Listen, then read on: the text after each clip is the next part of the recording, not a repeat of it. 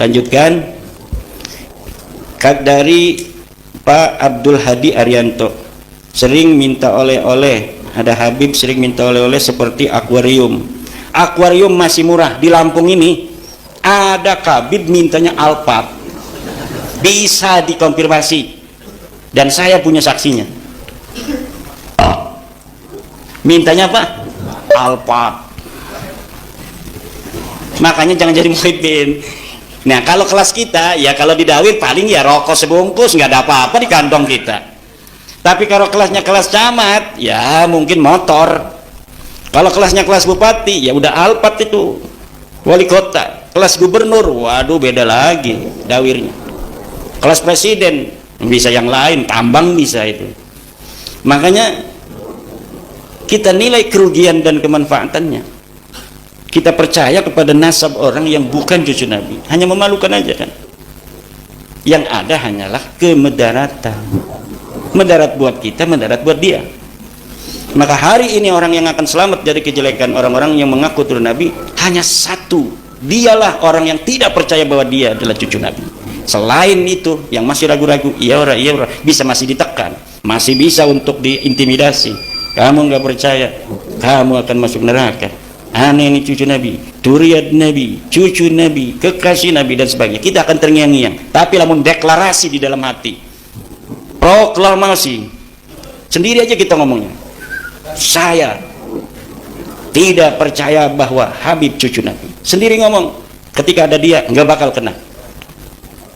Dia ngomong sedikit aja ngelunjak, kita bisa melawan. Tapi kalau dalam hati kita masih ada sedikit saja kepercayaan, sulit kita untuk bisa membela diri ketika sedang berhadapan.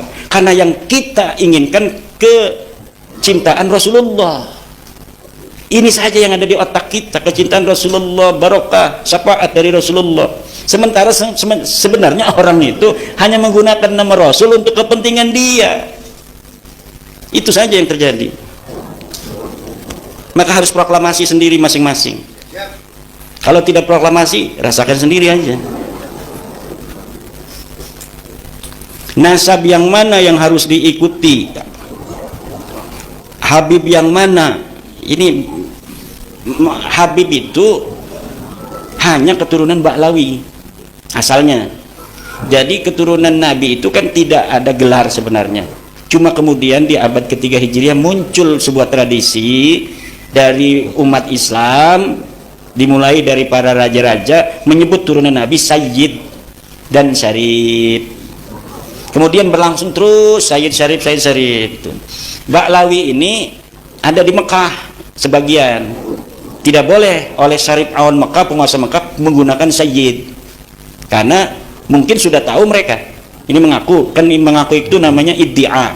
Iddia itu harus diikrar oleh orang-orang yang sudah sebelumnya ada. Orang yang ngaku anaknya Kiai Imam Syafi'i itu namanya iddia. Nah, kata Imam Syafi'i, betul dia anakku, itu namanya ikrar. Nah, di sana dia mengaku turun Nabi dengan gelar Sayyid, tidak boleh oleh Syarif Aon. Kalau enggak pakai Sayyid apa ya? Habib. Pakailah Habib. Kemudian bikin narasi di Indonesia. Turunan Nabi itu ada yang bergelar Sayyid, ada yang bergelar Syarif, ada yang bergelar Habib. Kalau keturunan Nabi yang ulama itu Habib. Kalau keturunan Nabi saja bukan ulama, Sayyid. Nah, akhirnya ini Habib ini seperti lebih besar daripada Sayyid, dan ini dibangunnya narasinya puluhan tahun sampai sekarang terbentuk. Makanya kadang kiai-kiai saja masih salah ngomongnya kan. Kata kiai, itu Sunan Gunung Jati masih Habib, maksudnya masih turunan Nabi. Bukan Habib itu artinya turunan Ubaidillah. Itu masih Habib, itu juga masuk Habib dia. Itu saking sudah suhro istifadohnya istilah itu, bahwa Habib itu turunan Nabi. Padahal Habib itu adalah sebuah produk sosial dari kaum Ba'lawi untuk menaikkan level dia sebagai pengaku keturunan Nabi yang paling hebat dari pengaku keturunan Nabi yang lainnya. Karena dia itu tidak boleh menggunakan Sayyid di Mekah, maka dia menggunakan Habib. Setelah itu pinter dia, Habib itu turunan Nabi yang sekaligus ulama. Kalau yang belum ulama tetap dipanggilnya Sayyid. Lah akhirnya kan hari ini orang yang Sayyid itu tidak terlalu dihormati. Datang Sayyid Fadil Al-Jailani dari Turki, dari Lebanon, turunan Syaikhul Qadir, biasa-biasa saja, wong gelarnya bukan Habib. Tapi lamun ana wong sing pakai gelar Habib, itu dihormatinya beneran. Karena apa? Kalah menggunakan istilah oleh sebuah iklan yang terus menerus. Nah ini makanya dalam teori kebenaran hari ini, kebenaran itu bukan hanya kebenaran, tapi kebohongan yang diulang-ulang pun nanti akan bisa menjadi sebuah kebenaran. Dan itu yang sudah terjadi. Kemudian nasab yang mana? Ya nasab yang terbukti dia itu sahih sebagai turunan Nabi, dialah turunan Nabi. Nah kalau Ba'lawi ini sudah terbukti bukan turunan Nabi. Nah kalau ada orang mengaku dari turunan Ar-Rasi, sebelum kita meneliti, maka yabqa ala halihi, dia masih sesuai pengakuannya. Untuk mengetahui benar tidaknya, teliti. Coba silsilahnya ngaku turun Nabi dari atas ke bawah atau dari bawah ke atas. Oh binanu. Kita lihat di dalam kitabnya.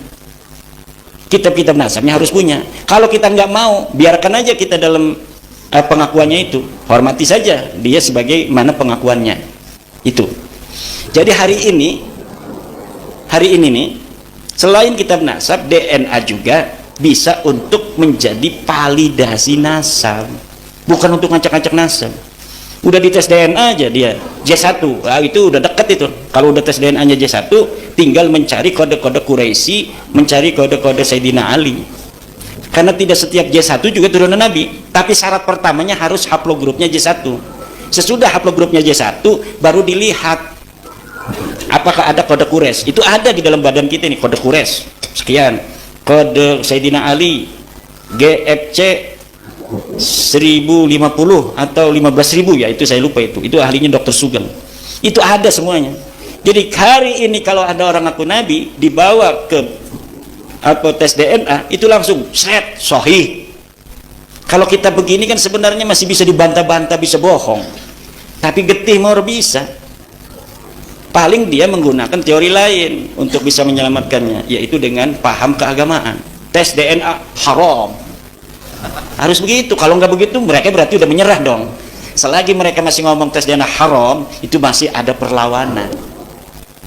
Tinggal kita mencari dalil, istidlalnya dari mana DNA haram itu. Nggak ada kan, cuma fatwa haram tapi nggak ada istidlalnya. Sedangkan dalam kaidah, idza wujidatil maslahatu fasamma syar'ullah, ketika maslahatan itu ada, disitulah ada syariat Allah. Jadi sesuatu yang tidak ada dalilnya dari Al-Quran Al-Hadis, tidak ada di ijma'nya, di kias juga susah, ya kita tinggal maslahat apa tidak buat masyarakat. Idza wujidatil maslahah fasamma syar'ullah, idza wujidan nasu fasamma al maslahah. Kalau nas itu ada, disitulah ada kemaslahatan. Nas sudah ada di Al-Quran, walaupun tidak sesuai dengan akal kita, pasti di situ ada kemaslahatan. Tapi untuk sesuatu yang tanpa ada nas, itu yang dilihat adalah maslahat apa tidak. Kalau ada maslahat, disitulah syariat Allah. Kira-kira maslahat enggak tes DNA itu? Ada orang ngaku-ngaku nih, ini anak saya bukan anak kamu. Wih, anak saya lahirnya dari istri saya. Iya, tapi waktu kamu pergi saya buahin dia, misal dia ngakunya begitu. Nah ini harus dites DNA. Maslahat apa tidak tes DNA? Maslahat. Sekarang ada para ahli ngomong, kami bisa menelusuri sampai Nabi Adam.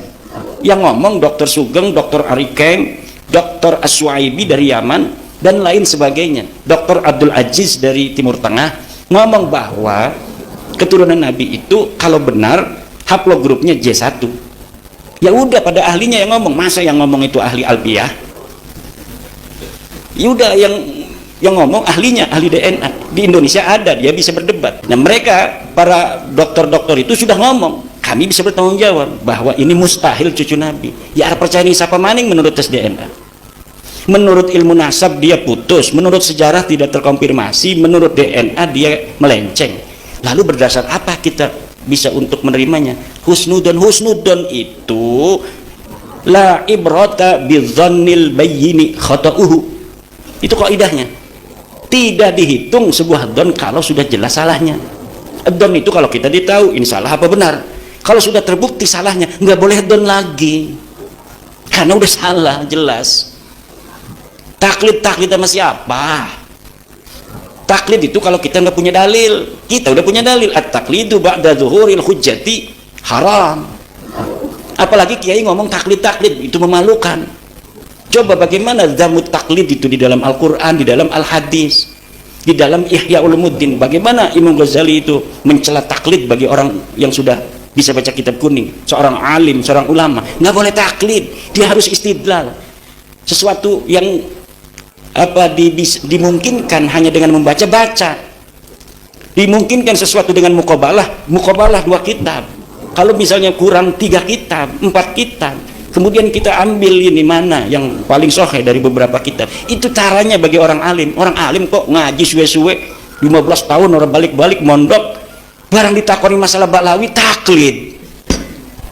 Lah otak kitanya buat apa? Kita belajar lama-lama ini mau dikemanain? Hanya gara-gara gak enak sama teman kita ngomong taklid masa lalu. Sampai ada kiai yang ngomong begini, saya nggak mau baca tesisnya Kiai Imad, nggak mau saya. Kenapa? Kalau baca saya kena konsekuensi, kalau nggak baca berarti kan belum kena khitab katanya. Iya, ngawak cuma karepe dewet, enak dewet. Dia nggak mau kena khitab, dimarahi Allah dengan cara kalau ada kitab saya lari dia. Nggak mau baca, karena kalau sudah baca, bagi orang yang punya akal, dia bisa untuk memahami, kemudian dia berfatwa tidak sesuai dengan pemahamannya, itu hukumnya haram. Makanya daripada haram gitu kan, lebih baik saya nggak baca katanya. Saya mah taklid aja di masa lalu. Saya tanya taklidnya sama siapa? Mbah Hasim. Mana kalimat Mbah Hasim yang mengisbat Ba'lawi? Tidak ada. Itu lafaz sayyid di dalam Qanun Asasi. Lafaz sayyid itu al kalimatul lati la yuqsadu bihal isbatu laisat isbatan. Itu kaidah di dalam ilmu nasab. Baca kitab Rasail fi ilmil ansab, baca kitab Muqaddimah fi ilmil ansab, bahwa kalimat yang tidak ditujukan untuk mengisbat laisat isbatan, dia bukan isbat. Li annal isbata yahtaju ila dalilin kama anna nafya yahtaju ila dalilin. Isbat itu membutuhkan dalil, seperti menafikan juga butuh pada dalil.